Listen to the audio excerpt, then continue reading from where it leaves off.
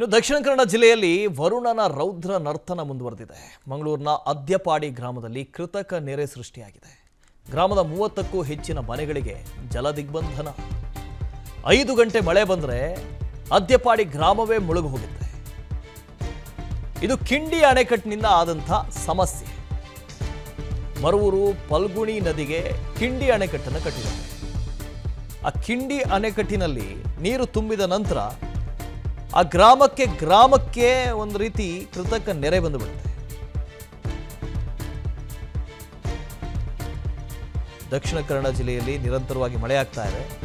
ಮಂಗಳೂರಿನ ಅದ್ಯಪಾಡಿ ಗ್ರಾಮದಲ್ಲಿ ಕೃತಕ ನೆರೆ ಸೃಷ್ಟಿಯಾಗಿದೆ. ಗ್ರಾಮದ 30ಕ್ಕೂ ಹೆಚ್ಚಿನ ಮನೆಗಳಿಗೆ ಜಲದಿಗ್ಬಂಧನ, ಅದು ಕೂಡ ಕೃತಕ ಜಲದಿಗ್ಬಂಧನ. ಕಿಂಡಿ ಅಣೆಕಟ್ಟನ್ನು ಕಟ್ಟಿದ್ದಾರೆ. ಇದರಿಂದಾಗಿ ಇಷ್ಟೆಲ್ಲ ಸಮಸ್ಯೆ ಉಂಟಾಗಿದೆ.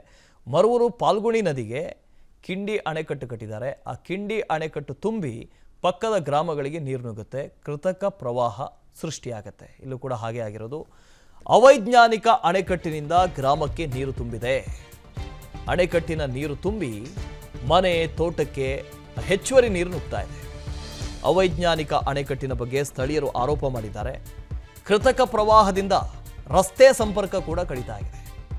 ದೋಣಿಗಳನ್ನು ಆಶ್ರಯಿಸಿದೆ 30 ಕುಟುಂಬಗಳು.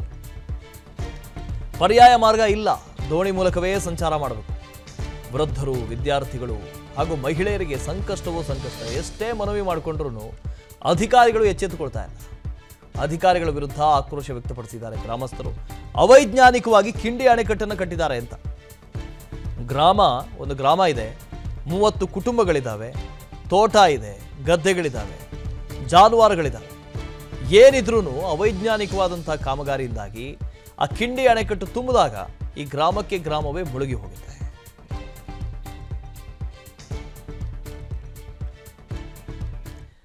ನಮ್ಮ ಪ್ರತಿನಿಧಿ ಆದಿತ್ಯ ಇದರ ಬಗ್ಗೆ ಒಂದು ಪ್ರತ್ಯಕ್ಷ ವರದಿ ಕೊಟ್ಟಿದ್ದಾರೆ, ನೋಡ್ಕೊಂಬನ್ನಿ.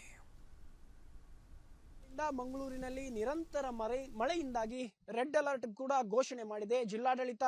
ಎಲ್ಲಾ ಕಡೆಗಳಲ್ಲೂ ಕೂಡ ಈ ರೆಡ್ ಅಲರ್ಟ್ ಅನ್ನು ದಕ್ಷಿಣ ಕನ್ನಡ ಜಿಲ್ಲಾದ್ಯಂತ ಘೋಷಣೆ ಮಾಡಿರುವಂತದ್ದು. ದಕ್ಷಿಣ ಕನ್ನಡ ಜಿಲ್ಲೆಯ ಕೆಲವೊಂದು ಭಾಗ ಅಂದ್ರೆ ಗ್ರಾಮೀಣ ಭಾಗಗಳಲ್ಲಿ ಮಳೆ ಪ್ರಮಾಣ ಕೂಡ ಹೆಚ್ಚಾಗಿರುವಂತದ್ದು. ಇದರಿಂದಾಗಿ ಎಲ್ಲಾ ನದಿಗಳು ಕೂಡ ತುಂಬಿ ಹರಿತಾ ಇದೆ. ಈಗ ನಾವಿರುವಂತದ್ದು ಮಂಗಳೂರಿನ ಹೊರಗಿರುವಂತಹ ಒಂದು ಪ್ರದೇಶದಲ್ಲಿ ನಾವು ದೃಶ್ಯದಲ್ಲಿ ಗಮನಿಸಬಹುದಾಗಿದೆ. ಈ ಪ್ರದೇಶ ಅದ್ಯಪಾಡಿ ಅಂತ ಹೇಳುವಂತದ್ದು.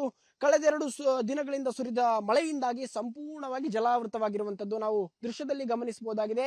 ಅಡಿಕೆ ತೋಟಗಳು ಕೂಡ ಈ ಮಳೆಗೆ ಅಂದ್ರೆ ಕಳೆದ 2 ದಿನಗಳಿಂದ ಸುರಿದ ಮಳೆಗೆ ಜಲಾವೃತವಾಗಿರುವಂತದ್ದು. ಇದಕ್ಕೆ ಮುಖ್ಯ ಕಾರಣ ಏನು ಅಂತ ಹೇಳಿದ್ರೆ, ಇಲ್ಲಿ ಪಕ್ಕದಲ್ಲಿ ಇರುವಂತ ಒಂದು ಏನು ಅಣೆಕಟ್ಟಿದೆ, ಈ ಅಣೆಕಟ್ಟು ಅವೈಜ್ಞಾನಿಕವಾಗಿದೆ ಅಂತ ಹೇಳುವಂತದ್ದು ಸ್ಥಳೀಯರ ಆರೋಪವಾಗಿರುವಂತದ್ದು. ಜೊತೆಗೆ ಈ ನೀರು ಸರಿಯಾಗಿ ಅಂದ್ರೆ ಕೊಳವೆಗಳು, ಅಣೆಕಟ್ಟಿನ ಕೊಳವೆಗಳು ಸರಿ ಇಲ್ಲ, ಅಂದ್ರೆ ಸಣ್ಣದಾಗಿದೆ. ಆದ್ರಿಂದ ಈ ಭಾಗದ ಜನರಿಗೆ ಈ ಮಳೆಗಾಲದಲ್ಲಿ ನೀರು ಬರ್ತದೆ ಅಂತ ಹೇಳುವಂತಹ ಆರೋಪ ಎದುರಾಗಿರುವಂತದ್ದು. ಈ ಅಣೆಕಟ್ಟಾಗಿ ಸುಮಾರು 11 ವರ್ಷ ಆಯಿತು.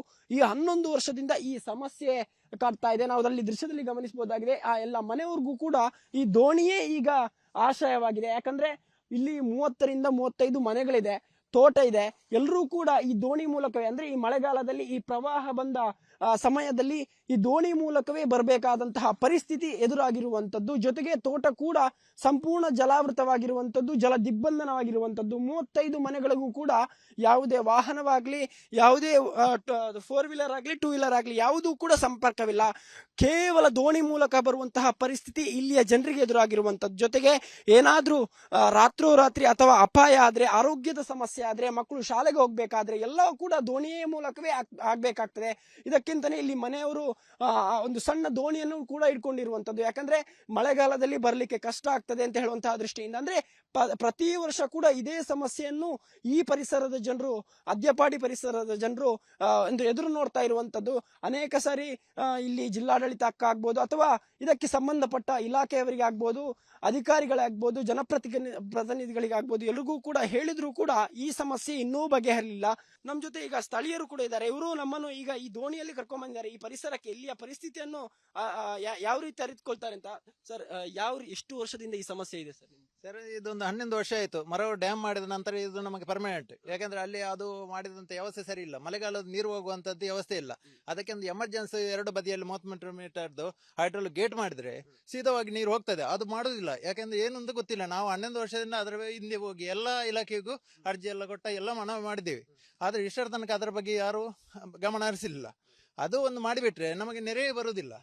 ಅದೊಂದು ನಾವು ಇಷ್ಟರ ತನಕ ಕೇಳುದು ಅಷ್ಟೇ. ಅದಕ್ಕೊಂದು ಎಮರ್ಜೆನ್ಸಿ ಗೇಟ್ ಮಾಡಿ, ಮಕ್ಕಳು ಕೆಲಸಕ್ಕೆ ಹೋಗುವವರು, ಹುಷಾರಿಲ್ಲದವರು ಎಲ್ಲರೂ ಹೋಗ್ಬೇಕಾದ್ರೆ ದೋಣಿಯಲ್ಲಿ ಹೋಗುದು, ಇಲ್ಲದ್ರೆ ಹೇಗೆ ಹೋಗುದು, ಇಲ್ಲದ್ರೆ ಹೆಲಿಕಾಪ್ಟರ್ ತಂದು ಅದ್ರ ಮೇಲಿಂದ ಹೋಗ್ಬೇಕು.